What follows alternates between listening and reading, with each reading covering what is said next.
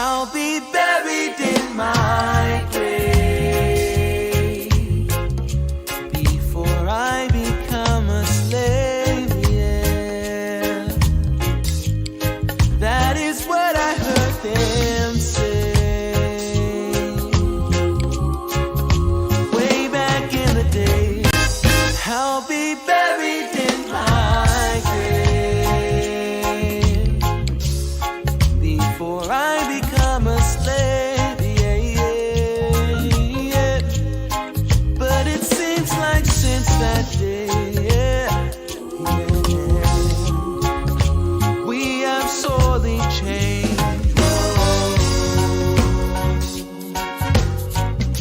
Eh, eh, See, I'll be buried in my grave before I become a slave, yeah, yeah. That is what I heard them say, yeah. Way back in the day. I'll be buried in my grave, yeah, before I become a slave, yeah, yeah, yeah. But it seems like since that day, yeah, we have sorely changed. Whoa. Eh, eh. Whoa, oh, oh, oh, oh, oh, oh. Whoa, oh, oh, oh, oh, oh, oh. And now, live from beautiful Myrtle Beach, South Carolina, you're watching My Fellow Americans with your host, Spike Cohen. Yes! Yes, it's me. Thank you. Oh, thank you. Thank you so much. Oh, please. Oh, please. This isn't about me. This is about you. Thank you, thank you, thank you. Thank you so much. Keep clapping. Clap for the miracle. How would we know that you wanted the miracle if you didn't keep clapping? Welcome to My Fellow Americans. I am literally Spike Cohen. August is over halfway over. I am still processing that it's not still 2021 or 2020 for that matter. And now we're well over halfway over with 2021. I'm certain 2022 is not going to, be what these other years have been like so far. Thank you so much for joining us. Before I get started, I have to make a little personal tribute. A year ago today, as many of you know, I had to put down my best friend, Axel Cohen. I'm not going to cry because I'm a man and I'm strong. Axel was in our lives for the better part of 12 years. He was already a full-grown adult, so he was already, we didn't have the puppy phase. So he's always been like my ride or die. Everywhere I went, he went with me. It was brutal to have to say goodbye to him last year. I can't believe it's been a year. This has been a whirlwind of a year. He was the best dog someone could ask for, and I'm glad he's not suffering anymore. And I am going to stop talking about this because I need to do a show, and I can't be crying while this poor guy comes on my show to talk about his thing. So thank you, Axel, for your time, and I love you and I miss you. This is a Muddy Waters Media production. Check us out everywhere. Check us out on all social media platforms, on all podcasting platforms. Be sure to like us, subscribe to us, hit the bell, be commenting right now. We need comments for the algorithm. Ask your questions, by the way, because we're going to be answering questions as we go through the show tonight. And be sure to share and subscribe and like and follow everything, all the algorithm stuff. We want social media. Big tech needs to know how much you love us all the time. And if you are watching this on YouTube, don't just subscribe, hit the bell right next to it. If you hit the bell, then your phone explodes with notifications every time we go live. That's what we want. The last thing that we want, and share this, of course, right now, because the last thing we want is for you and your closest loved ones to miss out on a roughly hour-long libertarian podcast on a Wednesday evening. Give the gift of Spike today. Kids love it. This episode is brought to you by the Libertarian Party Waffle House Caucus, the fastest-growing caucus in the Libertarian Party and the second largest caucus this is real. This is not, I'm not joking. This is the second largest. This started as a joke. You people now, there are 6,000 members. anyway, if you'd like to join this, go to the Facebook group Libertarian Party Waffle House Caucus and become a member today. And if you want to become an official voting member, which means absolutely nothing because we don't vote on we don't do anything of any value in there, go to muddywatersmedia.com/store and purchase a Waffle House button or shirt, and you will become an official voting member. The Gravy King, Cumberland Cannabis Company. If you want to buy the most viable, ethical, and effective CBD and Delta-8 products on Earth, I guess, go to cumberlandcannabisco.com and get all your weed, basically. We're selling weed on the internet now, guys. Speaking of which, Joe Solosky, he wants you to be able to buy weed on the internet. He's running for governor of Pennsylvania as a libertarian. Joe Solosky is the key to Pennsylvania's success. And if you want to help him become the first libertarian governor ever, then go to joesolosky.com, JoeSoloski.com. Mudwater, the most appropriately named product that Muddy Waters has ever had sponsored us. If you woke up today and said, my God, I am so sick of coffee, I want to drink something that has mushrooms and masala chai, cacao, then these other ingredients in it, and that's it, then I have some great news for you. We sell that. Go to muddywatersmedia.com/mud and you can buy your own tin of this stuff. It does not, I'm going to go ahead and tell you now, it doesn't taste good, but neither does coffee for that matter. And if you put enough honey in everything, it will start to taste good. And you want just enough caffeine to wake you up and not enough to have you freaking out, then be sure to try some Mud Water today. muddywatersmedia.com/mud. Jack Casey has written 2 books, allegedly. I've never read them, and I never will. But if you'd like to try reading them, their names are The Royal Green and In Silver Throned. He has a 3rd book, Crowned by Gold, coming out supposedly in summer, but I mean, whatever. Listen, I'm not going to read these books because if they are good, then I'm going to feel bad that I've been roasting these books for like months now. And if they're bad, then I'm going to feel bad that I tried to get you to spend money on them. So you can find out for yourself if these books are terrible or not terrible by going to theroyalgreen.com. I'll tell you what isn't terrible. Fierce Luxury by Ashley. And I only say that because she seems nice and I don't want to say that about her product. She has high-end bags and accessories, including, Louis Vuitton, Chanel, Gucci, and Hermes. Anyway, she has a lot of high-end luxury items. It is an online consignment shop. You can also consign your Hermes with them for a 30% fee, which is 20% less than most consignment stores, I'm told by her. I assume that's true. You can find them online at fierceluxurybyashley.com and on Facebook in their exclusive group, Fierce Luxury by Ashley. I will tell you what is also fierce. This scary-ass game, Adderpan. This is available on Steam for only $5. And the cost of therapy for the rest of your life. This game is the scariest. I don't know why anyone would want to play this. I just watched a walkthrough, and holy shit, guys. Like, really? Anyway, this game is... If you want to be really... If you were, aren't having enough panic attacks in your life on a daily basis, go get this game. It's only $5 on Steam, and it comes with unlimited updates. So as they make it scarier, as you begin to adjust to the trauma of playing this version, they'll continue coming out with new versions. Only $5, and then, again, the cost of ongoing mental health care. And then, of course, we have... Oh, no, I don't... Oh, gosh. I didn't put his... There we go. Thomas Queter, he's our newest sponsor. Thomas Queter says he runs better than Albany. And that's funny because he's in a wheelchair. That part's kind of, that's weird, but he finds it funny.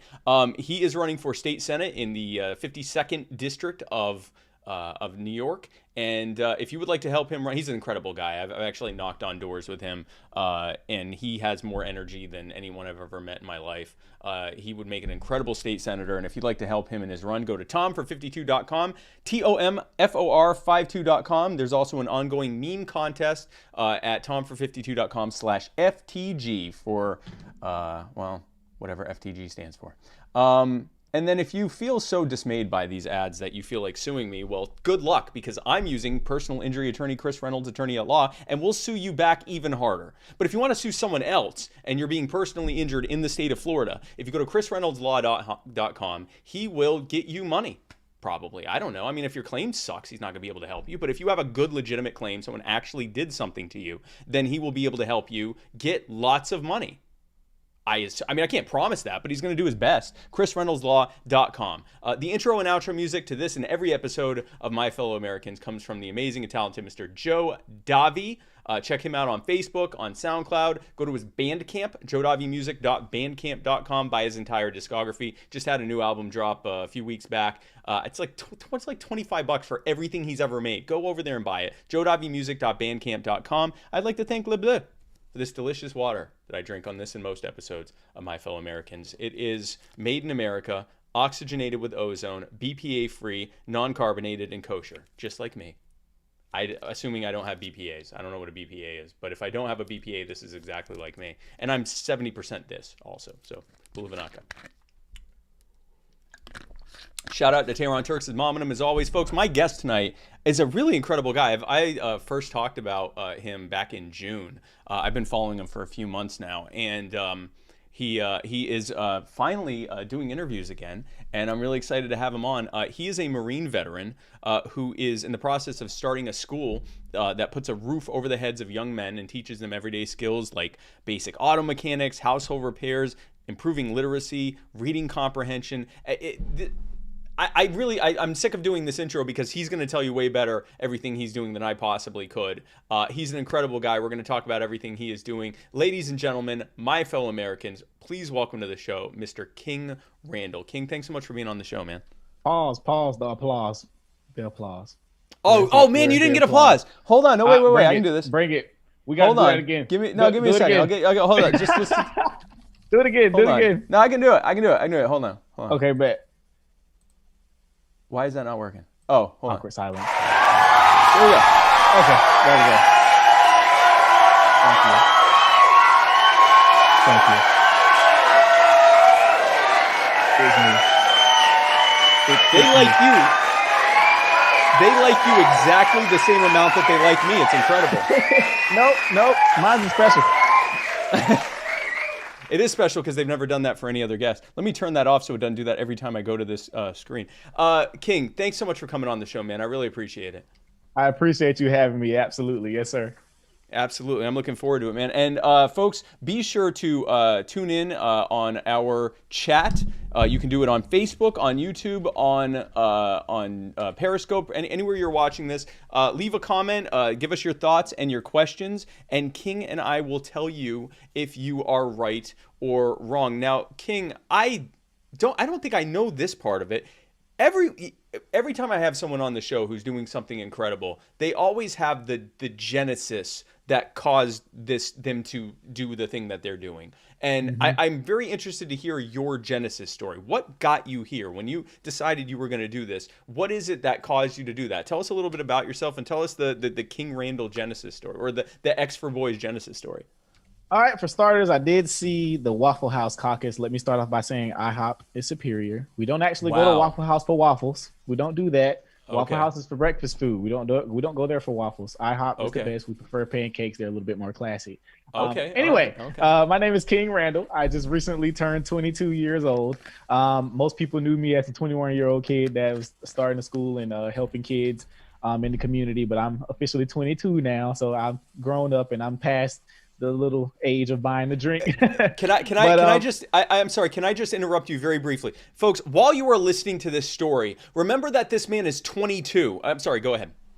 Okay, yeah, absolutely. All right, so I'll start with the genesis, because I usually don't start from the beginning because people want to hear about the program. So I'll start from the Genesis, and then go to Exodus and Leviticus and then Numbers and Deuteronomy and then Joshua, then Judges. We're not going to go there. Anyway, all right, so I'll start off at Genesis.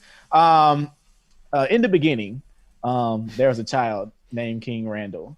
And one day this child was, I'm just kidding. But anyway, so when I was younger, I had an idea when I was younger. My grandmother told me about it. One day I was in pre-K actually. And I actually gave the I Have a Dream speech on Martin Luther King Day. And when I got home from pre-K, my grandmother had me in the car with her, and I still remember this conversation vividly. I was riding in the car with her one day, and we stopped at a stop sign, and I asked her, did she know how it was to have butterflies in her stomach, like something was about to happen? So she was like, yeah, and I told her that I was here to finish what Dr. King started. And so my grandmother's extremely spiritual. She's a pastor. And she's been in the church her whole life. And so for me to tell her that, she kind of was taken back. And so growing up, my grandmother never let me forget like what I told her that day. And like growing up, I was a rebellious, kid. I wasn't bad or anything like that. I wasn't getting in any trouble. It's just I didn't want to do what she told me I said. I was just like, I was a kid, I gave the I have a dream speech and I got, maybe motivated or something like that. But she was like, no, you don't just say that out of the blue, especially being a child. So fast forward, I went to culinary school. I went to the Marines. I was doing all these different things, basically trying to get away from what we had talked about. And even at all my boot camp letters, my grandmother would remind me what I told her growing up. So people started getting killed here in the city of Albany, where I live. At one point, we were the fourth poorest city in the United States, and we were ranked as one of the worst places to live. I think we're in the top 10. And so fast forward, I don't know, like we were having so many Stop the Violence rallies in the city of Albany, and I was getting upset because nobody was actually doing anything with the children, and I was getting upset. And I'm just like, I was going to all these different Stop the Violence meetings. I'm just like, why aren't we trying to actually do something? Like we're having all these meetings and everybody's here being philosophical, etc. But like, can we try and do something, with the young people that are being killed and the young people that's killing them? So one of my classmates went to jail.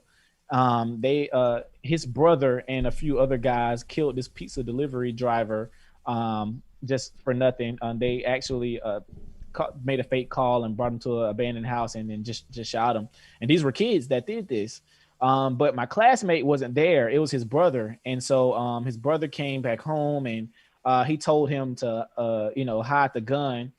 And of course he hid it, but he didn't know what had happened. And he went to jail. He got 30 years. We're the same age. And he went to jail when we were, I think, 19 or 20. He has 30 years, in jail just for hiding a weapon. Yep. Yeah. And at that point, I was just like, I got to start doing something with the children. So I think I was maybe about 18 years old before I started working with children. And I went to the Martin Luther King Memorial up in Atlanta, Georgia. And kind of at that time, I was just wondering, like, well, what about Dr. King did he not finish? Like I was trying to figure out what was going on because my grandmother, and I would literally have whole arguments about, this calling. And so I went there and I was like, well, maybe I'll get answers from here or something like that. So fast forward, I get in there and I'm walking around and I go to the his grave site and I'm looking through the museum and I'm just like, something's got to stick. Like I'm just like, something here is gonna tell me something. Like I read all his books. I was watching all his videos. I found out what actually happened to him during this assassination. Like I was digging in FBI files. I was literally studying him, trying to figure out what exactly was he supposed to finish. But then I realized while watching all of his speeches, etc., like he wasn't complete. And I realized, why the government offed him when they did, because they could have done it a while before, but it was a specific time. So I was going through the museum, and there was this one newspaper from the Pittsburgh Courier, April 20 of 1968, and the title says, "Will a New King Emerge?" And at that point, I don't know what happened, but it's like a light bulb went off. And if you notice, all of my social media handles are New Emerging King. Immediately after that, I started working with children. I did a field trip for some children to a Black History Museum in Atlanta, Georgia. And to hear these children asking the questions that they were asking and them coming from different backgrounds, but to see them not wanting to be in their conditions, I knew that somebody was failing our children. So I took them on another field trip, took them to the Center for Civil and Human Rights. We went there, same thing, like seeing how bright the children were, the questions that they were asking and a need to want to see possible where we live. So after that, I started teaching children how to work on cars. I started teaching them how to change brakes and change oil. I started teaching them how to work on houses. We started changing ceiling fans and light fixtures, you name it. We were doing like a lot of different things. And just to see these children so active and engaged and, just seeing someone do something different, it was amazing to me. So then I did a summer camp out of my home. I did a summer camp that year. I had just had my son, baby King. And I have two sons now, but he was the only one at the time. And I was just like, I got to do something for these children because parents were asking, what could I do for the summer? So I did a summer camp. I made a little flyer on my phone and said everything I'd be offering. I was going to teach them how to garden. I was going to teach them how to work on houses. We were going to read every day. We were going to do math, social studies, etc. And mind you, I didn't have any money at the time. I actually had just lost my job. But I was still going to do this camp, with these kids at my house. So I got a little small dry erase board. I still have it to this day. I'm going to put it in the museum one day. I got a really small dry erase board and I nailed it to my wall. And I got some little tables donated that I found around the community. And I made a U shape in my dining room that I'm sitting in right now. And I put it on the wall. And I taught every day. I taught them, how to manage their money. We, read a lot of Robert Kiyosaki books. We were also doing a lot of history. And then once we started reading, I realized an issue. I had 20 children at the time in my home, and then realizing that 12 out of 20 of them couldn't read, that was an issue. And I had one kid who couldn't read at all. Like he's in the 6th grade. Well, he was in the 6th grade and he couldn't even read cat dog. And I'm like, son, how are you even in the 6th grade and you can't even read, which means you can't pass tests because you can't figure out what the questions are. He was like illiterate. He didn't know any words. Completely. Wow. Like he couldn't read at all. And I'm just like, well, I know his mom worked a lot, but I'm just like, how are you passing through school? Right. Is my question, and you're in the 6th grade and you can't read in the least little bit. So that was an issue for me. So realizing so many of the children were not on their grade level reading, I'm like, these are what the issues at. What do you expect these kids to do? And they can't read. So fast forward after that, I started a book club after my summer program. The summer program went really well. And I taught them so many different things during that summer. And I started a book club with the kids and then starting to see how their reading comprehension was developing. It was beautiful. I did a book club with them every week. We started off in our local library. Then it got too big to the point where we had to use this lady's shop. Her name is Miss Lisa. She has a shop here where she does copy and printing things, like she prints people's stuff out, makes flyers and things like that. But she would allow us to use her shop every day after she closed. And I'd had different men from the community come in and read with the children. Even we got a shout out from Hill Harper because we were reading his book, Letters to a Young Brother, at the time. And, we were reading the book and just seeing how they were developing, and reading comprehension was so important to me because even though when I say the kids couldn't read, some of them could read, but they could literally only sound out read. Like they could only like they could just read what they saw, but they didn't understand what they were reading. So reading comprehension was extremely important for me. So just explaining to them what they're reading. And then we would do vocabulary words every week, spelling tests, et cetera. This went on constantly every week. And then I kept doing that. I started a bowling team for the boys because I know a lot of the boys only think that they can play football and basketball. And I'm just like, well, you can get into any sport and make money. Like professional ping pong players make like 6 figures a year. So I started working with those children and bowling with them every week. Some of them got really good and I was going to get them into some bowling tournaments, et cetera. And then COVID happened. COVID happened last year. And COVID kind of stopped everything. I wasn't able to, work with the children. I didn't know what was going on, honestly. So I was just like, parents, I can't really do anything. So I was trying to make up some courses online, trying to figure out how I could, maybe do something virtually with them because, they were starting to get back into their old habits and things like that. So I was taken back because I didn't know what to do because the kids were calling and moms were calling. They were having issues. So I sat down for a moment and I was like, well, if I have to do something for this summer, I said, the kid's going to have to live with me because I'm just like, I don't know where they're going. So I called, parents kept calling and asking what could I do for the summer. I was like, well, I said, I'll do a summer camp. I said, but these kids going to have to come like live at my house because I don't know what's going on. I got my own son, so, and they were like, okay. I was just like, all right. So I went and got some bunk beds. I put them in my living room and we made it happen. I had 7 kids come live with me for the summer of 2020. Every day, we went to a farm. We worked on a farm every day. We were moving watermelons and cleaning, just anything, just any little thing on a farm to do. We were doing it. Right. And then we were working on houses. We found this apartment complex where this contractor was working on. He was teaching the boys how to lay tile and do sheetrock and laying carpet and things like that. So it was beautiful. But at this time, I understood that I know I needed to promote our program. I'm just like, this is a beautiful thing that I'm trying to do with these kids, but people need to see what we're doing in order for us to get support. So And I took I'm these actually guys. while you're talking, I'm actually going to show some examples of what it is you guys have been doing. So I'm sorry, go Oh, ahead. sure. Yeah, absolutely. So I took this guy's online social media class because I was just like, I need to figure out how to market, the program on social media to uh, to people, because I'm trying to figure out how can I, for one, get funding, because all this was being funded by my pocket and I was in the negative most of the time. Right. But I was trying to, make these things happen.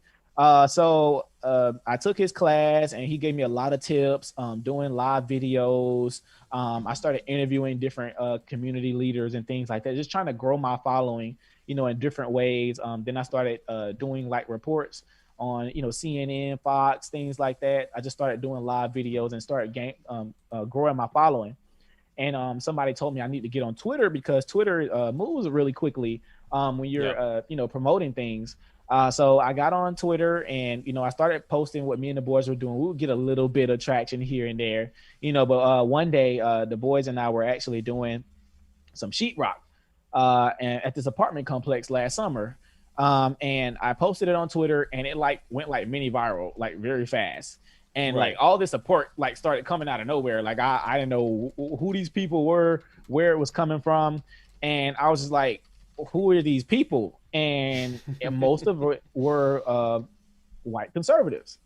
And I stopped for a second, and I'll be honest with you, I did not like white people at this time because Okay. I was, CNN, all this stuff on social media, etc. So I'm just like, why are these white people, supporting, I'm under the impression that whites, the conservatives that got Trump, stuff or whatever, they don't like black people or They whatever don't like black that. people. They don't want to help you. Yeah. Yeah. So I'm like, what's going on with this? So I was like, oh, taken back, first of all. And people were like, well, make a GoFundMe page and things like that, because I've been saying for a while that I wanted to open a school for my kids. I told my boys, I'm like, I don't know how I'm going to do it, but we're going to open a school one day.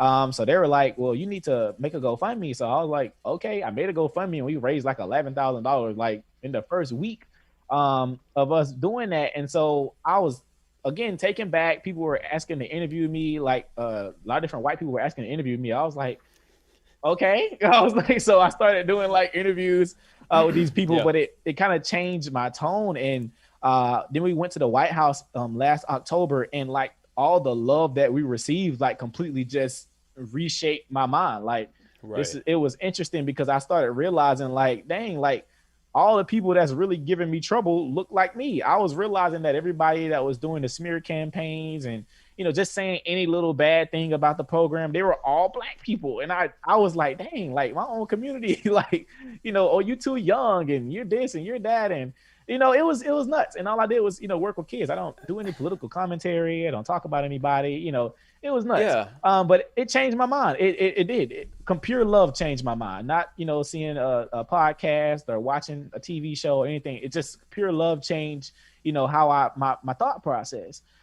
So we started raising money for a school building, and we weren't looking at any buildings at the time. And we were looking at this one building, our old Social Security office here in Albany. It's a very huge facility, and we were going to try to turn this building into a school. This was probably the only building available at the time that we could possibly, try and afford. But we didn't raise the money in time for that building. And then we went into trying to buy a building from our local school system, and that fell through. Do you mind if I interrupt you there? So this is sure. actually where I first introduced my fans, followers, whatever, to your story when I think I was Olivia Rondo who wrote an article about what happened, and I had heard about you and been following you somewhat loosely before that, and then when I saw that article and what was going on there with the school, I thought, here it is, someone is, working hard to actually educate kids who are, I mean, we talk about No Child Left Behind. Here's an entire generation of kids, entire generations of kids being left behind, and entire communities of kids being left behind. Here's someone who's trying to fill that gap and actually, you know, not just teach skills, but also, I mean, and we can talk more about this. It sounds like teaching self-esteem, and Right. it seemed like there was some adversity you were getting, some pushback that you were getting from that. Can you talk a little bit about what happened with the school and where we stand with that now? Yeah, absolutely. I'll definitely say, we got into a disagreement with the school system in the contract they gave us to purchase the facility. I will say I've never seen, any stipulations given to a buyer about what they could do with the facility after they purchase it. So that was just kind of, it was just it was us walking backward. Like we were trying to purchase the building for a specific reason, and for you to Right. tell us we can't do that specific thing Yeah, made yeah, no sense. yeah. But we passed on it. I didn't want to go the route of begging. That's not what I do. Yeah. And I was just like, it is what it is. I'm not going to do any petitions or anything. We'll, find something on our own. So we moved forward with that. And I talked to our local school superintendent. We're still going to work together on a few things, with the school system in our program. We just weren't able to, make that happen. And it's okay. Things happen. It is what it is. So we purchased just recently, probably about a month ago now, we purchased 3 buildings on our south side of town. It's 3 buildings on one lot. It's a nice facility. We're going to start there. We have a school bus, and we're definitely excited to start renovating. It kind of pushed our start date back, but it's okay. We're just going to start next fall. So we just have renovations to do on the facility, turning it into a school, getting accredited, things like that. So that's kind of, who I am, what the Extra Boys is all about, and kind of where we come from and where we are now. This is incredible. And by the way, I for those of you watching, and to let you know, I put the xforboys.org, the actual website, in the comments and the notes so people can see and check that out. Don't do it now. Check it out after the show. You keep watching this for now. So that they can go and they can donate and see how they can be a part of this. I want to go back to something that you said early on, because this is incredible, and we're going to dive into some of the specifics of what you guys are doing. But the one thing that really stuck to me, you said they killed Dr. King at a specific time, and for a specific reason, and that was where the incomplete part happened. Can you dive down a little bit more into what you mean? Because I'm pretty sure I know where you're going with this, but I'm interested in what you mean by that. I'll save a lot of it because the boys and I are actually going to travel to the Lorraine Motel, and I'm going to do a full expose. Oh, okay. And yeah, so I'll save some of it. However, and this is all proven in court, so it won't be like I'm a conspiracy theorist, but the King family was paid in 1999 about this. James Earl Ray was framed. He was proven not the killer, but he mysteriously passed away when he would have been exonerated. But so you know how that goes. But yeah, Dr. King at that point had a little bit too much power. Dr. King was basically the president without being the president. He had the entire nation, behind his movement. Right. And the Poor People's Campaign that he was about to lead, this was everybody versus the government. And that was an issue. You couldn't have everybody versus the government. And I try to get Black people now to understand. I'm just like, listen, like our movement by ourselves, like, yeah, we can make a lot of noise, but I have to get them to understand. I'm like, you understand that we have a lot of the same issues that white people do with the government. Now, our issues may differ in some areas, but they have issue with government just like we have issue with government. Why not combine and be like, you know what, if we all have issues with the government, how about we all go and fight, but there's this, you can't work with white people and, and stuff like that nowadays. But I don't subscribe to that anymore. I'm just like, there's been no major movement with Black people where white people didn't help. And that's something important that we have to understand. But I'm just like, we all could, get behind each other. And one thing I love about my movement is so many different people from all sides of the spectrum follow our movement and love what I do because you can't not love it. And so we have white conservative support, white liberal support, Hispanics, blacks, everybody supports what we're doing. And so sometimes when I do a live video and I'm talking about, different issues, but everybody's agreeing, I'm like, now I want you guys to look at, you guys' profile pictures. Some of you guys got Trump and all these Black Lives Matter stuff and all that. But all of you are under here agreeing with the same thing. Would you look at that? So I'm just like, it's media, the most effective devil in America, as Maj Toure says it.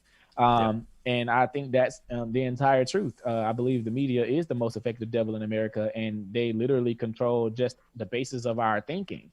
And why we can't unify as a people, just in general, it's all being done strategically, just from all outlets. It's against the law, quote unquote, for everybody to be, on one accord. And it's not really that hard to have, some peace. But of course, peace doesn't pay. Drama does. So I think that's something we have to understand.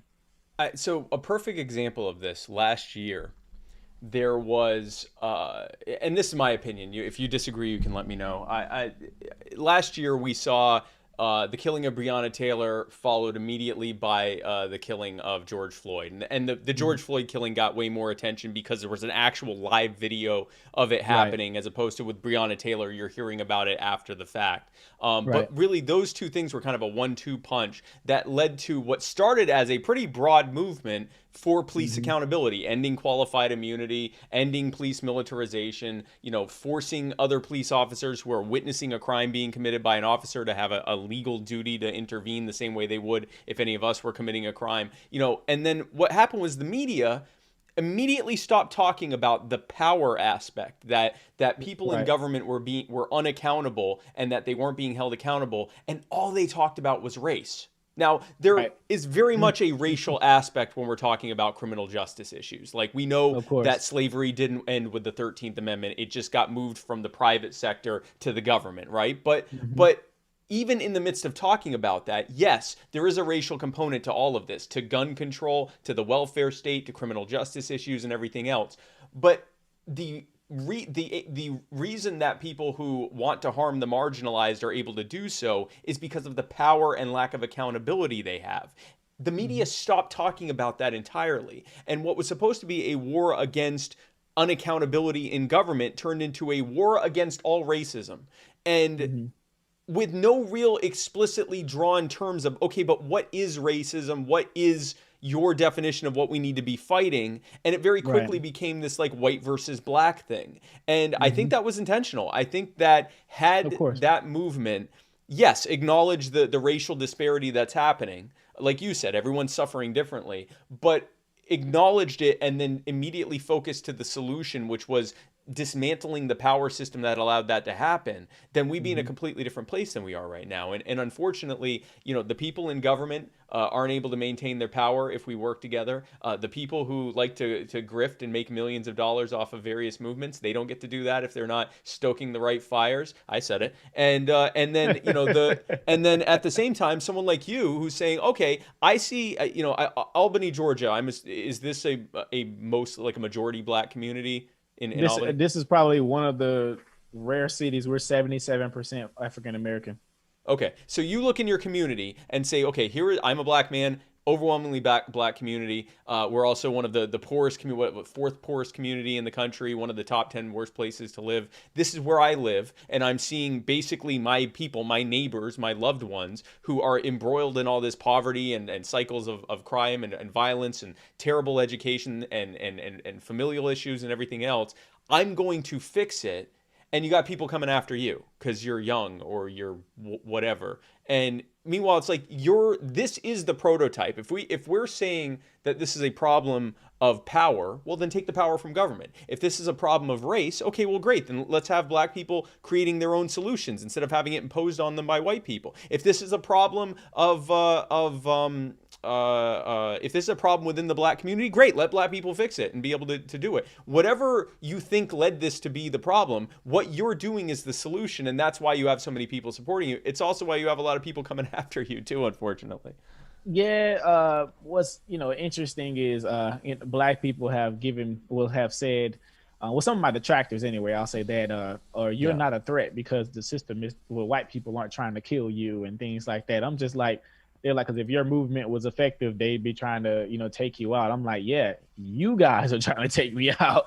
I'm just like, you guys are doing the, Yeah. think pieces and the smear campaigns and the podcasts Yeah. about, why, or some people, say, oh, King's using the money, that he's raising in his nonprofit for personal things. I'm like, yeah, it's called a salary. I have to take care of myself, and I do this full time. To do it So full I'm time, just right? Exactly. Yeah. I do this every day of my life. This is the first break, like right now, that I've taken just because I have a newborn now.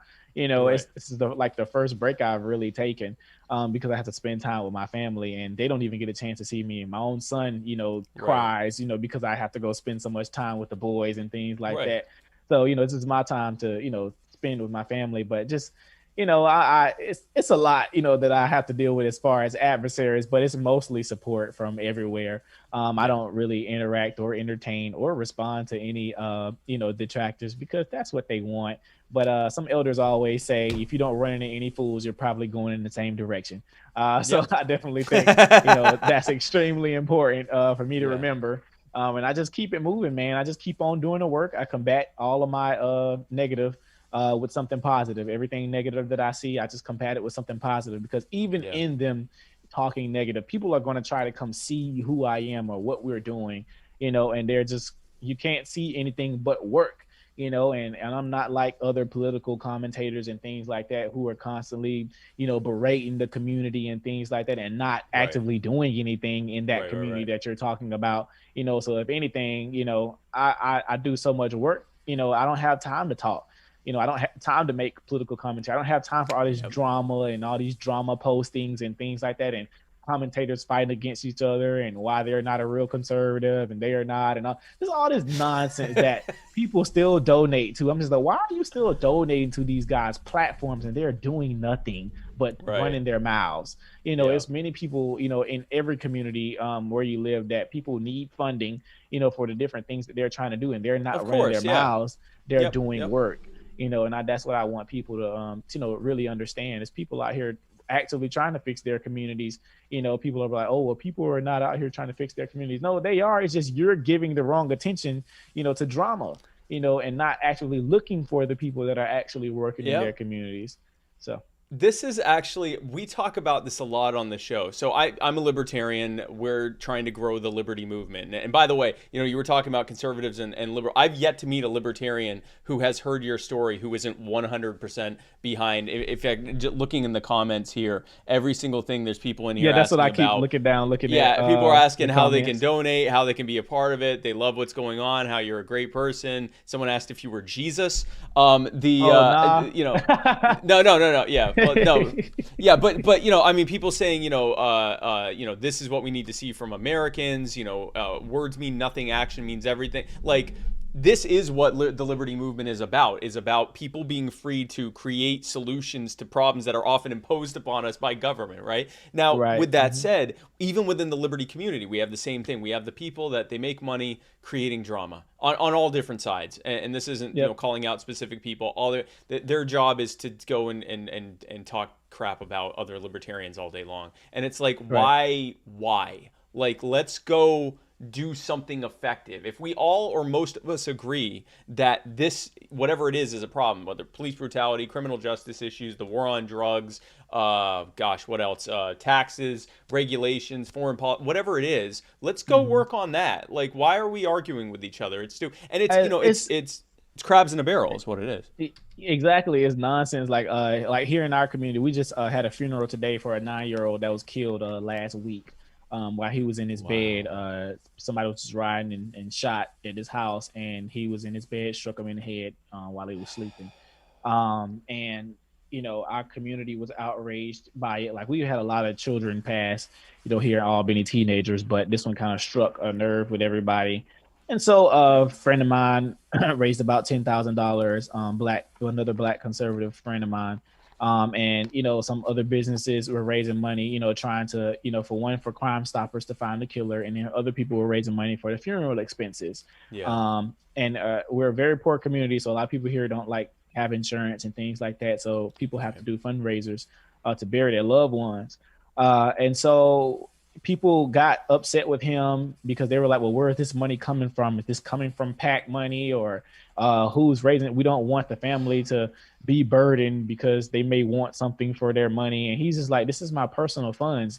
Oh, well, we don't trust that, you know. And then the guy comes, another guy, he owns an automotive repair shop here. So he did a car wash fundraiser for the family. And guys made another post, like these guys who want to be so woke. They made another post. Oh, they ain't been trying to help the community this whole time. Why they want to do something now? They just doing this for clout and blah, blah, blah. I'm just like, or they just trying to help. Like, or they're just trying to help. Like, oh, God. People are they trying so hard to be woke. Even with me, he's like, so where's the funding coming from? I'm like, well, just go on GoFundMe and look at all their names and go type them all in if you like. Yeah, exactly. Yeah, I'm just like, go type it all in if you like. I'm just like, what you want me to do? Like, what do you want me to do? And I'm like, yeah, like Democrats don't do the same thing. Like, try to give people money and then tell them, you know, try to sway them a certain way or things like that. I'm like, so if I was a, you know, Democratic person raising money, you wouldn't say the same thing. It's just, oh, he has a problem with conservatives because conservatives just can't, you know, be donating without some, you know, motive or somebody trying to control your hand. I'm like, there's nothing political about my movement. So if people are donating, they're donating just because they want. I don't do political commentary. They can't make me sway anything. I don't have a big enough following to sway nobody's vote or anything like that. So I'm like, what do you mean I'm being paid to push a narrative? What narrative am I pushing? I'm helping children. Like, that's what I was gonna say. Your narrative is let's help boys that are you know falling between the cracks and are at this point more likely to end up in prison than to have a good job if we don't do something like that. If that's your narrative, then I hope you have the biggest audience possible to be able to spread it. I mean, goodness, do you think some of this is fear? In fact, Jericho Banker says the only people who would have an issue with what you do are threatened by a potential loss of power. Do you think? I'm sure some of it is, you know, just general mistrust, and some of it is just, you know, that's their way of clout chasing is to you know, punch up at someone who's doing something, and the whole, you know, crabs in a barrel thing. But do you think some of this is that there are people that you know, are worried that if you can fix problems, they won't be able to have that power of you know, leading people to complain about them, or am I completely off there? I think mostly it's people who haven't done anything, who've wanted to be relevant for so long. You know, as an upside and a downside to my age, the downside is that people feel like intimidated or something because I'm so young, and people start to question their motives in the community because they're like, dang, like you supposed to been for our community for this many years, but King's been around for 3 years, like since he's got out of high school, and he's been doing so much, you know, for the children. Where have you been? You know, and that's honestly been it. Like even the churches and I here in Albany, we have like a love-hate relationship because I've, you know, said multiple times, you know, where they feel we have over 400 churches in Albany, but God doesn't seem to be present. So I'm trying to figure out what exactly, you know, is going on. Like we have super mega churches. We got this one huge church here or whatever. And, you know, they're like, oh, we're doing things for the community, but they're just doing stuff church is supposed to do, like give away Thanksgiving turkeys and give away clothes and host COVID vaccines and host, you know, voter rallies and all that. That's normal stuff, but stop giving men fish, teach men how to fish, you know? And I'm just like, that's where I am, you know, with that. I mean, the city of Albany could, you know, use a lot of help. But like I said, I don't try to, you know, focus so much on what's going on, you know, negative. I just try to do things positive. I don't talk about anybody's movements. I don't talk about anybody's organizations. I just do my own thing. I just stay in my lane and work with my children. And that seems to bother some people. So it's called shining past people, man. I say it all the time. People who shine are going to attract people who want to put it out. And if you shine past them, then one of two things happens. If you just basically, for the most part, ignore them, you can even acknowledge it exists and say, I'm not even about that. I'm about trying to do what I'm doing. And I hope they'll one day join me in helping. One of two things happens. Either they eventually give up and say, well, maybe I'll help them, or they just give up and go find something else to complain about, which is good. Or they'll just keep complaining and keep drawing attention to you and keep telling everyone about you and keep having your name in their mouth. And really, you know, you can let the haters' anger be the wind beneath your wings sometimes. Like they can help, like you said, you know, when they're saying this King Randall, look at it, he's a kid and he's done all that, what's all that? And other people are looking, they're like, what the hell are you complaining about? But they wouldn't have known about you in that moment if it wasn't for them complaining about you. So either way, you know, I say shine past people. They're going to be like that. If you turn around and start punching down at them, it just makes you look petty. So just go and do your thing. Some of them will join you, some of them will go find something else to complain about, and some of them will be some of your biggest fans for the rest of your life, just doing everything they can to draw attention to how terrible they think you are and bring more people to your movement as a result, man. Exactly. Yeah, people are going to go search for themselves. Some people are gullible enough to, you know, accept some of those things. Like another set of detractors now, they're trying to make it seem like I'm a racist or whatever because of some old things I said like maybe 2 or 3 years ago. And so now they're pulling up some old things I may have tweeted or things like that. And they're just like, he doesn't like white people. I was just like, you just said that. You just said like you didn't used to like white people. And also, again, keeping in mind, and I get to say this because I'm 39, which is still considered technically is kind of considered young. And you're like just over half my age. You are on the scale of things. You've been an adult for like 12 seconds. You know, like I mean, you're like, you know what I mean. And you've used every bit of it. Trust me. I'm saying that as a positive. No worries. Like, no worries. Look how long you've been an adult, and look at everything you've done. But the point of that is, if someone goes back to something you said 3-4 years, you were 18. I thank God that social media didn't exist when I was 18. I can't even imagine the stuff I was saying back then, right? Like, and you even said like you didn't like or trust white people, right? So I mean, okay, great. It took experience for me to understand things. Like I was, you know, white people are holding us back, you know, the government's holding us down. We can't do these things. But in the midst of me saying that, I was literally making a way. Like I had lost my job, but I got on YouTube. I learned how to cut hair. I got on YouTube and learned how to work on some different parts of people's cars. I started cutting grass. So I was cutting people's hair, working on cars, painting houses. Like I remember the first house I painted, like the outside of somebody's house. I'd never painted it before, but I was actually in Home Depot looking for some paint, you know, for somebody else's, the inside of their house. And this lady was like, hey, do you paint houses? I was like, yeah, I paint houses. Yeah, I paint houses. She was like, okay, can you come by and look at my house? Here's my address. I was like, all right. I'll come by and look at your house. Yeah. So I went by and looked at her house, and my little brother was actually working with me at the time. My little brother's, he's 15 now. He was 14 at the time. He turned 16 on September 30th. So I brought him with me to go look at the house, and that whole night we stayed up like 5-6 hours watching house painting videos on YouTube. And lo and behold, when we went and painted this lady's house, it took us about 5 days, and it looked like a professional job, you know. And we made like $1,200 from that. And then what we were being smart because she had some old lady friends, so we wore like tank tops and, you know, make sure we looked all nice, you know, and stuff, so they could want the nice young men to come paint their houses too. And we went down the street and painted their houses and made some money. So, you know, looking good pays, you know. Yeah, so, listen. As a sex symbol myself, I know full well how important it is to look at. No, listen, man, you're obviously incredibly industrious, and you're making the best of everything you've got. Everything you do is everything I tell people needs to be done, and I love that you're doing it. I want to ask you about the X for Boys. You talked about some of the stuff that you were teaching them, and one of the things that really struck me when you were you know, when I first read about your story was that one of the phrases that you use a lot is "do for self." And this idea that it's like, at the end of the day, you are responsible for yourself, and you have to do at the very, like the baseline, what's needed for you really before, and the way I took it, before you can really even help anyone else, you have to make sure that you're doing for yourself, because if you can't take care of yourself, how can anyone else take care of you? How can you take care of anyone else, right? Talk to me about some of the things, like the specifics of some of the stuff that you are teaching them, not just the life skills like, you know, painting or mechanic work, or I saw you did what it looked like spot welding or something like that, but also plasma welding, but also like life skills, like lifestyle skills and how to think about things. Can you talk a little bit about that?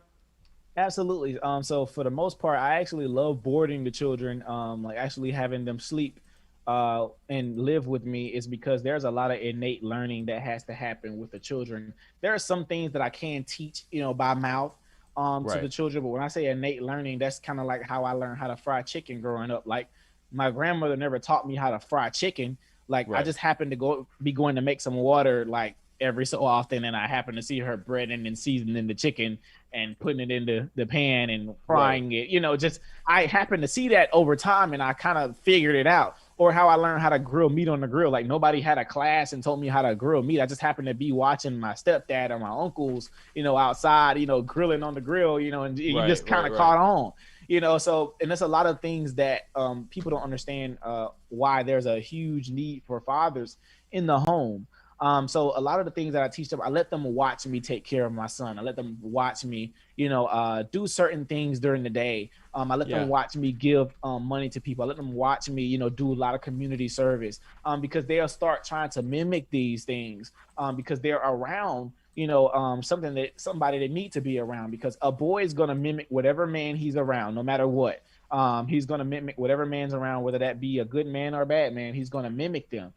So I think it's extremely important for a good man to be around these children. So even with different habits that they're developing, you know, I have them wake up at a certain time every day, grooming themselves, cutting their fingernails, making sure their hair is brushed, brushing their teeth, taking a bath. All these different things have to go on every day because these things aren't going on at home. Like you couldn't imagine how many little boys aren't taking a bath every day, or, you know, they don't clip their nails or just brush their teeth or brush their hair, or showing them how to shave and how it can make your haircut last longer if you shave your face. Like I'm just like your face being shaved makes you look a little bit more cleaner, you know, just a lot, you know, just a lot of things that your granddad and your uncles and, you know, the men in your life taught you growing up, the boys need to know. And that's extremely important for what we're trying to do. I think it's extremely important for our boys to learn innately. So it's so many things, you know, I quote unquote teach them without having to tell them, you know, directly by my mouth. Some of them just kind of discover and am around me so much, you know, that they start to mimic the things that I'm doing, mimic the things that I'm saying. Like even my younger brother, he's the one holding the X right there. But my younger brother, he mimics me to a T. Like his name is Qlin, but we call him QJ. But I watch my younger brother so much because he looks up to me, you know, and he's like 6'1", by the way now. He's huge. We have different moms, same dad. But he looks up to me so much, and I actually watch him to see what I need to change in myself. Because I'll notice some things that he's doing that I know that I do. And I'm like, wait, that shouldn't be happening. So I'll fix it in myself, you know, to fix it with him, because he literally mimics everything, you know, that I do, my catchphrases, the way I walk, everything. So I have to be a whole man, you know, for him. I have to be a whole man for my boys. So, you know, I would love to say that, you know, it's easy to teach, you know, the, you know, morals and things like that. Yeah, we'll go over a few different things as far as how to treat a woman and, you know, how to talk to your parents and things like that. But for the most part, a lot of that morality, a lot of that character, etc., is going to come innately. You can't teach character. You have to see character, because in order to be a man, you have to see a man. So I think that's extremely important in the teaching that we're giving them as far as morality and character and how to develop themselves. So is that why you chose to work, at least for now, exclusively with boys? Because you as a man can show them how to be a man? Is that why you made that choice to do that? Of course. I can't teach a girl how to be a girl. I was just in New York. And I try, when I'm traveling, I try not to wear any of my gear so I don't get noticed. But it was on my business card that I was using. And they were like, "You're that, you know, King Randall guy." And they was like, "Why don't you do anything for girls?" I'm just like, I'm not a girl, so I don't know how to teach that type of etiquette, you know, to girls. And I'm like, and being honest, it's thousands of girls programs out there. There's so many girls programs. I mean, you're overwhelmed with things to do for girls, but it's like boys don't have like any major programs. Most of the time they got football teams and, you know, little stuff like that. But most of it is just easy access to single moms for these guys. They're not trying to actually, you know, help these children. They're just trying to get in with all the single moms, you know, and that bears witness in my community. They'll tell you about it. But just being honest, you know, nobody's actually like really trying to get in deep, you know, with the boys and help them. Now, there are many organizations that are, but it's not as overwhelming as it is with so many girls organizations everywhere. I mean, it's overwhelming. You're flooded with things to do for girls. Even at school, every little club and every little field trip and all this stuff to do with girls. Girls for this, girls for that. It was always girl stuff. I'm like, no, young boys, really need this attention. They need a lot of attention because they're, what's going to change the reality of the next generation to come. The men are going to have to, step up. And if we don't, we're going to continue going in this vicious cycle of violence. Yep.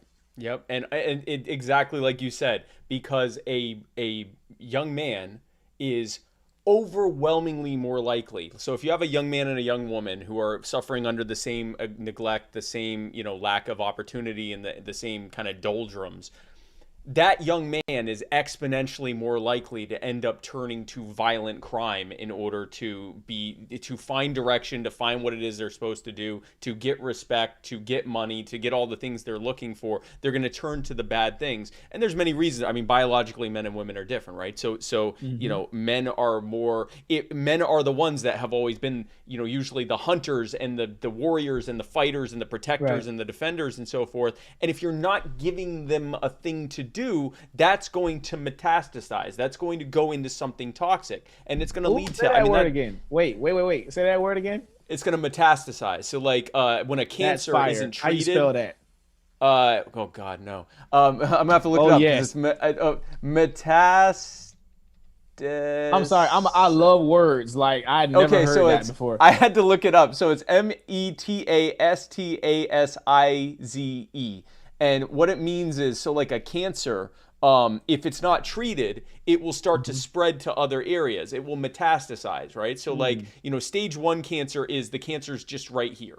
Stage 2 cancer is, the cancer's grown to a certain point where it could spread. Stage 3 and stage 4 cancer is where it's actually spreading, and it's called metastasizing. So if you have, a kid, a young man, for example, who doesn't have direction in his life, he's got all this energy, right? He's going through, the early, mid, end stages of puberty. He's becoming a man. He doesn't know what that means. He's not being given any direction. He has no idea what to do. All he knows is he wants to be respected and validated. He wants someone to care about him. He wants to be able to make money. And if the only thing he's seeing is that the only ways to make money are to either be a really good entertainer of some kind, a sports professional, a rapper or an actor or singer or something like that, and if they don't have that particular skill, then they're often going to turn to what looks like the only, and if nothing else, the easiest way to make money, which is getting involved in violence and getting involved in drugs and gangs and everything else. And this is not rocket science. That part's not rocket science. If you don't give them something to do, and here it is, you're giving them plasma cutting, right? Like you aren't saying, oh, here, you're going to all become neurosurgeons. You're giving them just something to do to show them you can apply your talents to something constructive instead of, going and doing something that's going to hurt someone. Look at what you did today. You now have this, this piece of metal that you've crafted with your initials, or you've helped paint this house, or you've done this thing. And this is something you can make money doing, and you can create, a sense of self-worth in doing so. I think I couldn't talk more about the incredible things you're doing, but I do, because, obviously I don't want to take 7 hours of your life. I do want to ask you this though, man. Where do you see this going? Like, what do you want to eventually, once you have everything set up for your school and everything else, do you want this to expand across the country or even to other countries? Do you want to just really make this grow in Albany? Do you eventually want to bring in women who will be able to do something similar for what are your goals where do you envision this in 5, 10, 15, however many years? It's always really hard to answer that question because my goals for the X for Boys had been shattered so fast. Maybe if you'd asked me that question 2 years ago, I'm like, yeah, we buying a building and got to get this done and that done. All that happened within a matter of months. It's like I don't even know where we're headed. I have an idea, but I don't even know where we're going. Because everything's happening so fast. But the ideas that I have, of course, I want our school up and running. I would love to have more locations in different areas. I would love to, start in Albany, grow in Albany, make sure we're effective in Albany and move elsewhere. I don't want to become one of those programs that start opening branches everywhere and then it's not actually affecting the children. No, I actually want to go and travel where I'm opening a new location. I don't care how big the organization gets. I will travel to every location, and I want to make sure that it's working, it's affecting the children where it is, because what the children here in Albany need may not be what they need in Baltimore or Chicago or whatever. They may need something different. But I want to make sure the program is actually effective where we are. I don't want to become one of those programs where excuse me, I want to become one of those programs where it becomes the salary based and the program's actually getting 10 cents of every dollar, and just it's become just a thing, you know. And I'm just like, no, I want it to actually be working with the children. We have a 0% recidivism rate, and I want it to remain that way. I want to keep taking children from the juvenile court system. I want to take children from the juvenile court system everywhere. I would love to expand it to other countries. People have asked us to start X for Boys location in London and South Africa, where else? Australia, Canada. People have asked us to open X for Boys branches everywhere. But my answer is always the same. I want to make sure we're working and effective where we are first. I can give, like blueprints on how to start doing different workshops, here, there, and everywhere, and maybe how to start your own thing. But as for me, I want to make sure that I'm being effective where I am, with the children. I definitely want to make sure the children are being served. And I definitely see this expanding. I do want to see girls incorporated one day, but I think it's going to be extremely different from, what I'm teaching the boys, obviously, because they're learning, how to be girls and how to be women. So I think it's going to be extremely different, as far as the teaching. But whatever woman, comes along and would like to start an X for Girls branch, I guess, I think that'd be awesome. But yeah, I do plan to start one eventually, but right now we're just trying to keep this school up off the ground. And once we have that off the ground, we're going to look at starting locations elsewhere. I think just the main thing for our boys, they just need not just something to do, but they really want to make money. And I want to, start different businesses for the boys. I want to start them a painting company. I want to start them, automotive repair shops, etc., because I want them to actually make money. I had a child, he's 15 years old. He's dropped out of school. And I met him maybe about a month and a half ago. And he was in a car with some friends, and somebody came and shot up their car, and every one of his friends died except him. And he's just, like living this normal gangster life. And he just like, that's made that happen to my friends. But he reached out to me and he was like, I heard you can help me. And I was like, yeah. I was like, what can I do for you? And he was just like, I just really want to learn how to make some money.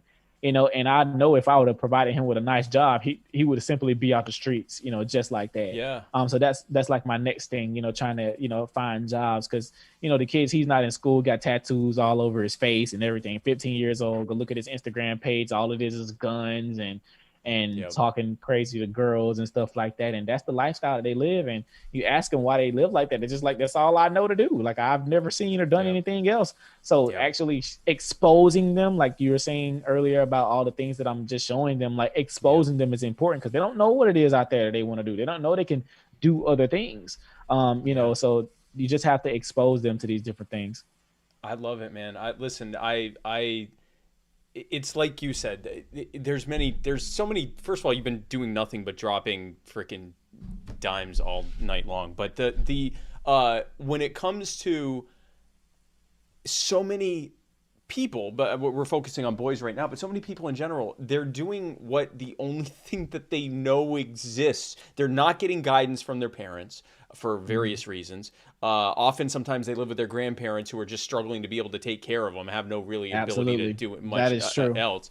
That's a whole other subject. Then you've got, that schooling is garbage, right? Like if there even is any real schooling, if they're even still going to school, sometimes they end up just dropping out. So what are they looking at? They're looking at entertainment and movies, which is the most shit way to learn about life in general, but especially when I'll do it. So, Jay-Z, it was fine that Jay-Z rapped about killing black people and calling them the N-word and calling black women bitches and everything else. That was fine. And then he did the story of OJ, where he said, hey, let's start buying up our community like the Jews did. And they called him a racist and anti-Semite, and they tried to cancel him. And then he went back to rapping about how rich he is and everything, and that was fine. So it's like, God forbid that the entertainers actually, I'm now fully ranting. And the reason for that is, what if the people that they were exposed to were saying, no, this isn't it, guys. Like, let's go and grow our communities. Let's go. Like, the fact that you're focusing so much on the economic aspect of it. Why are you doing this? I don't know any better, and I need money. right? Okay, great. Yep. We're going to teach you something better, and here's how you can make some money and not get shot at, right? Like, this is a good way to be able to do this. I think it's great what you're doing. Like I said, I think it's fantastic. In the comments, no one has asked you a question other than, can you please open this in my area? Everyone's just saying how great you are. Let me read a few of these. Let them ask questions. I'm looking at some of the Facebook. I'm on Facebook comments, and I'd love to see some questions. I mean, I'm seeing we like didn't open it it's up for literally questions, just so saying I love you, and you're good, amazing energy, positive energy. Hell yes, you're a great guest. Keep doing great things. You're a wonderful person. That your name suits you. Don't let anyone dampen your shine. Like, I mean, it's literally just everyone telling you how. If you ever feel bad, just go back to the comments here and just see all the things everyone's been saying. You now have that permanently of all that. So listen, while people are asking questions, if anyone has any questions. So here was one. Besides what we talked about with the school, has there been any other type of red tape that you've had to run into trying to accomplish the goals that you're setting forward? I wouldn't say like none of the normal stuff as far as like getting accredited, just getting paperwork done. Most of it's just like normal stuff you got to do. Nothing too major that's, knocking me out besides this fly right here. But other than that, it's nothing too major right now. We're just working on getting in our facility, getting it renovated and things like that. Nothing too major right now, no. Nice. Who was, this is coming from Diane Bond over at Periscope. Who would you say is the one person that influenced you the most growing up? Ooh, probably have to be my stepdad. Well, I had two stepfathers. My first stepdad and my second stepdad. The older guy that stayed behind our house, and the guy down the street from us growing up. I'll explain all four of these men, and people always think I'm so special and all this great kid. I just had some men in my life. That's literally it. I'm this regular guy that had men. But all of these guys, influenced me the most growing up. My first stepfather, he taught me, he's a very country guy. So as far as me knowing how to garden and everything in our backyard, we built all of our sheds. We built all of our dog houses. We even made our own washroom outside. He taught me how to do plumbing and electricity. He taught me how to do roofing. We grew all of our own food. Everything we wanted to eat, we went and picked outside. We even grew our own seasoning. Like literally, we grew everything. We grew bananas, peaches, plums, collard greens, carrots, tomatoes, everything we wanted, we grew.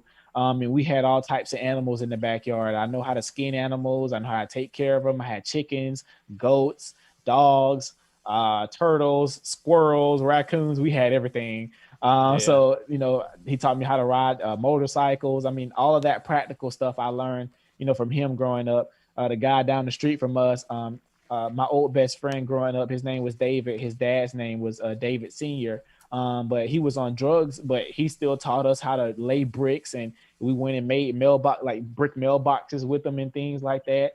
The older guy that stayed behind our house, he's an older gentleman, but he used to, have barbecues, and he'd allow the boys to come over and cut his grass, and he'd teach them how to, work with the lawnmower and equipment. And to this day, his name, we call him Deacon Bogan. He was a deacon at the church. Last name is Bogan. So we always called him Deacon Bogan, and he was always cutting his grass all the time. Even to this day, if I go over there right now to my old neighborhood, he's cutting his grass. Like he's never not cutting his grass. That's what we knew him for. So we'd always go bother him, and his dogs. But those are the men that taught me growing up. They influenced me the most. It wasn't a rapper. It wasn't a athlete. It was those men I had in my life. And then my current stepdad, he came into my life when I was 15 years old. And he's a detective in Atlanta. Some people may know him from the First 48, Detective Hardaway, DeKalb County Police. He's a retired detective with the police department, but he built the business side of me. Like he's the suit wearing, money making guy, and he taught me business stuff. So it's like I have the best of both worlds. Like I have a business side and I can still go ride a horse, so it's beautiful to be able to take care of myself, grow my own food, work on my house, and then go put on a suit, all of those men, in my life just kind of molded me into who I am. And it took me a while to realize, how much they influenced me growing up until, I got older and saw how many children, didn't know how to do all the things I just knew. I thought every kid knew how to do these things. Like all the boys in our neighborhood know how to do these things. Some of us, went our different ways and do our different things, but all of us grew up knowing how to do these basic things, around the house, patching up holes and laying sheetrock. I can build my own shed. Just go buy me some wood. I can build my own shed from the ground. Like all these things, we did. And those are the men that influenced me. So it wasn't nobody famous. It was just the men I had in my life.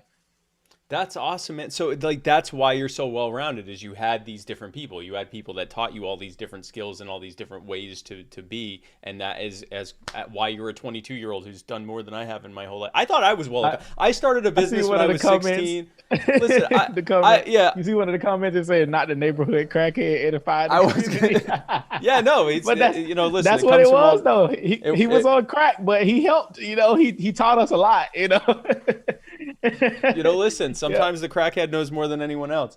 Absolutely. So, no, this is incredible. Another question we got, someone asked if they can, Liberty's Evangelist over on Periscope asked if they can come work for you. Whenever I have slots. Right, when you have a business to do. Yeah, man. No, listen, I think you're fantastic, and I could spend the next 3 hours telling you how great you are and everything you're doing. But I do, before I let you go, I want to give you a chance. First of all, everyone, when this is over, go to the xforboys.org. Go see how you can help, how you can be a part of this. Follow King Randall on all of his social media, and at New Emerging King on Twitter. But King, before I let you go, I just want to give you a chance to have your final word. Anything that you want to say that you felt like we didn't have a chance to talk about, any final thing you want to impart to the audience. King Randall, the floor is yours. Absolutely. Well, I will say most people are always looking for their purpose. They're always searching for their purpose, just as hard as they can. But I always tell people to find your work ethic before you find your purpose. And that's something I had to discover just doing what I do. I had to find my work ethic first. So if you can't put 110% into flipping burgers, 110% into that job you have to do every day, why would God bless you with that purpose and knowing you're not going to put in any work? So I think it's important for you to find your work ethic before you find your purpose. And I love to leave off with a quote from one of our local hometown hero rappers. His name is Cantrell. He says, "Obstacles are optical illusions. They're not really there. Jump high anyway. Jump high just in case." I love it, man. That's fantastic. And King, you dropped this. This is the corniest shit. This is the corniest shit I've ever done on this show. But seriously, if anyone deserved to have a crown, if anyone deserved to have a crown after all this, it's definitely you, King. Man, you are amazing. I love you. I think you're great. And we actually might get to hang out in Miami when you're down there for Maj Touré's thing. I'm going to be down there as well. So it's lit. You gonna be there? Oh yeah. Yeah. I know. Yes, I'm going to be there, man. So anyway, hey man, thank you so much for your time. Stick around. We're going to talk during the outro. But folks, yeah, check out King Randall at New Emerging King on Twitter, the xforboys.org. Are you on any other social media? Like, are there other? Where else are you on social media? All of my social media is at New Emerging King. You can type in New Emerging King on Google, Instagram, Facebook, Snapchat, Twitter. All of it is at New Emerging King. YouTube, you name it, everything is at New Emerging King. I love it, man. And folks, thanks again for tuning into this episode of My Fellow Americans. Join us tomorrow on Thursday at 8 p.m. Eastern for the Writer's Block, where Matt Wright will be talking with... I need to remember who the guests are. We'll be talking with... Ooh, you forgot.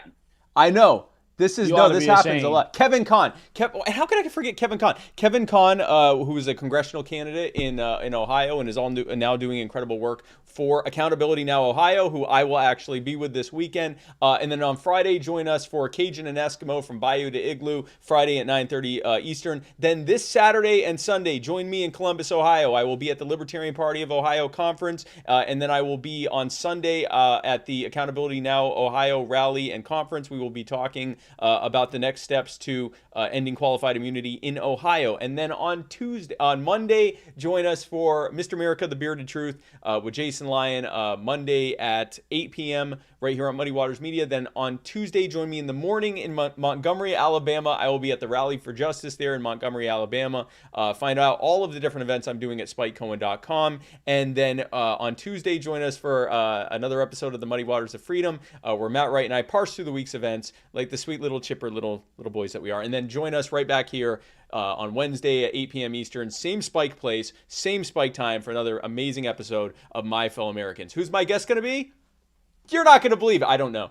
Yeah, but we're going to find out.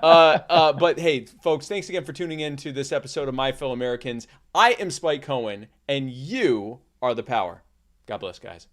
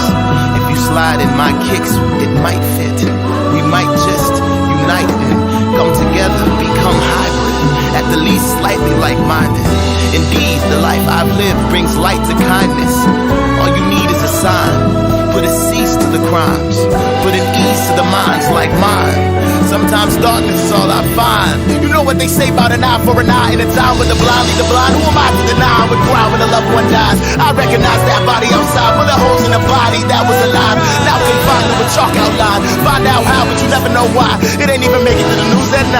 It ain't even make it to the news at 9. That's my sister, mother, father, brother, son. That's one of mine. All these tears I close.